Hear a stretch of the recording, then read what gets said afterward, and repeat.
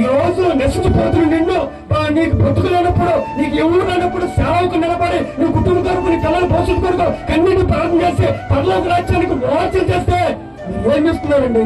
సేవకుడికి ఒక బాధ తప్ప, ఒక దుఃఖం తప్ప. మీ దగ్గరకు వచ్చి సేవకుడికి ఏమన్నా బతుమాడుకుంటున్నాడమ్మా, కానుకలేనమ్మా నా పరిస్థితి ఇలా ఉందని. కానీ అలాంటి సేవకుల మీదే మనం కార్యవాడు చేస్తున్నాం. అలాంటి సేవకుల మీదే లేనిపోయి కూడా చెప్తున్నాం. నువ్వు గుర్తుపెట్టుకోవడం, ఒక సేవకుడు నీ పట్ల, నీ కుటుంబం పట్ల ఉపవాస ప్రార్థన, కన్నీటి ప్రార్థన చేస్తే ఆ కన్నీటి నీకు దీవులు గల మనసు, కానీ నీవు కలిగించే బాధ వల్ల కన్నీటి వచ్చిందా ఆ శాపం నేను తట్టుకోలేదండి. అర్థమైందండి?